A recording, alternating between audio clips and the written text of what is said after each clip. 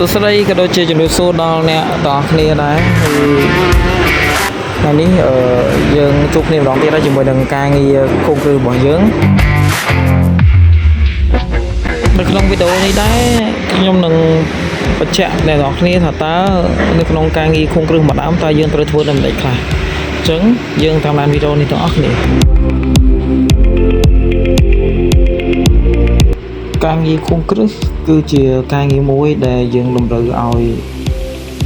គ្រប់ក្រុមការងារទាំងអស់ក៏ដូចជាវិស្វករទទួលបន្ទុកក៏ដូចជាមេជាងឬក៏មេការទទួលបន្ទុកនឹងមានច្បាស់លាស់នៅក្នុងការយើងរៀបចំពីការងារដំបូងទៅដូចនៅក្នុងវីដេអូនេះគឺមុននឹងយើងអាចដាក់ casing បានគឺយើងត្រូវឲ្យខាងវិស្វករវាស់វែងដែលយើងហៅថា survey គាត់អ្នកមកដាក់ពងឲ្យយើងហើយបន្ទាប់មកគឺយើងធ្វើការដាក់ស្លង់ដែលភាសាបច្ចេកទេសគេហៅថា casing ហើយបន្ទាប់ពីយើងដាក់ casing ហើយគឺយើងត្រូវធ្វើទំនប់ព័ទ្ធជុំវិញដូចដែលយើងឃើញនៅក្នុងវីដេអូនេះអញ្ចឹងដើម្បីយើងហូរទឹកបិនថ្នៃចូលមកយើងខួងដាក់នៅក្នុងដៃគឺចង់បញ្ជាក់អ្នកទាំងអស់គ្នាដែរទាក់ទងទៅនឹងបិនថ្នៃអាហ្នឹងគឺជាសារធាតុគីមីម្យ៉ាងដែលយើងដាក់ចូលទៅក្នុងកម្ដៅខួងរបស់យើងដើម្បីយើងទប់ការពារដីកុំឲ្យបាក់នៅពេលដែលយើងខួងតាក់ទងនឹងបច្ចេកទេសក្នុងការខួងគ្រឹះដែរគឺតម្រូវឲ្យតកងខួងដែលជាគាត់អ្នកកាន់ម៉ាស៊ីនហ្នឹងមានភាពច្បាស់លាស់នៅក្នុងការខួងប្រយោលដង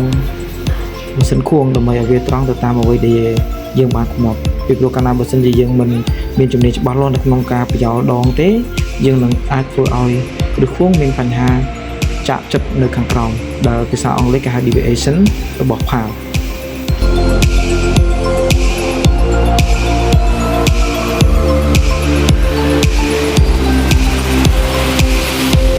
តាក់ទងនឹងការខួងគ្រឹះនេះដែរគឺជាទូទៅគឺយើងត្រូវខួងដល់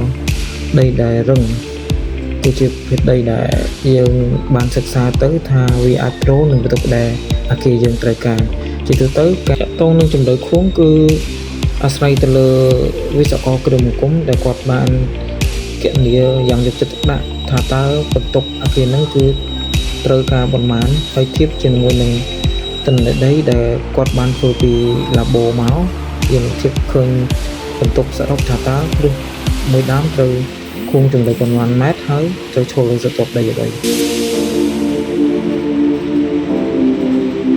ចំពោះអាគារខ្លះក៏យើងមានខួងដល់ថ្មដែរដែលវាអាស្រ័យទៅលើប្រភេទអាគារបើសិនបើអាគារនឹងជាអាគារខ្ពស់តម្រូវការខួងដល់ថ្មគឺយើងត្រូវតែខួងដល់ថ្មទៅតាមប្រភេទអាគារឬក៏បន្ទុកដែលវិស្វករគ្រឿងបង្គុំគាត់បានគណនា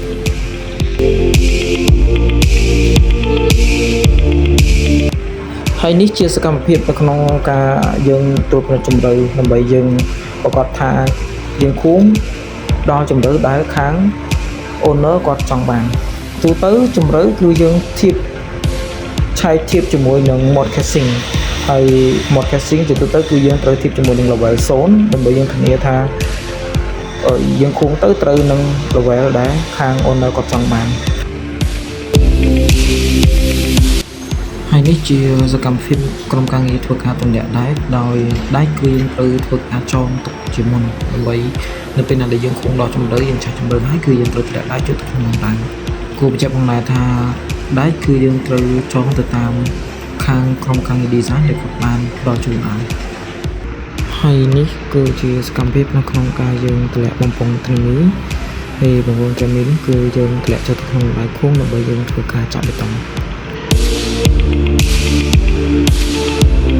បញ្ជាក់អ្នកនរគ្នាដែរទាក់ទងនឹងបំពង់ទ្រមីនេះគឺយើងធ្វើម៉េចយើងធ្លាក់ឲ្យដល់បានហើយដែលយើងបានខួងព្រោះនៅពេលណាដែលយើងចាក់បេតុងគឺយើងចាក់ពីក្រោមមកវិញយើងក៏ហូរទៅតាមបំពង់ទ្រមីនឹងដើម្បីឲ្យទៅដល់បាតនៃរណ្ដៅរបស់យើង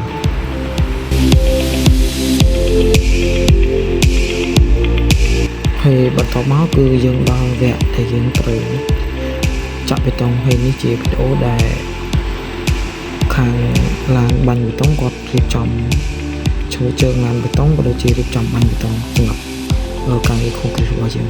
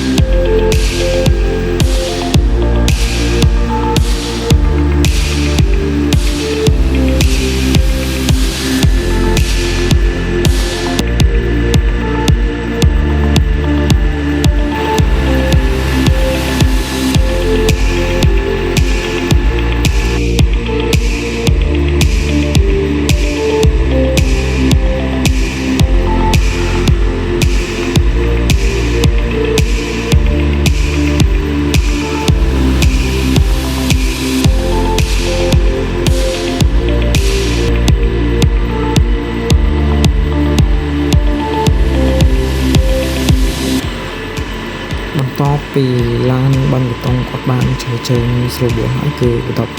ទៀតគឺយើងចាក់បេតុងចូលទៅក្នុងរណ្ដៅខ្លួនរបស់យើងដោយយើងប្រើឈីឡៅដែលអ្នកឃើញមាត់ពៀនគេហៅឈីឡៅដើម្បីយើងចាក់បេតុងបហូរចូលទៅក្នុងរណ្ដៅខ្លួនរបស់យើង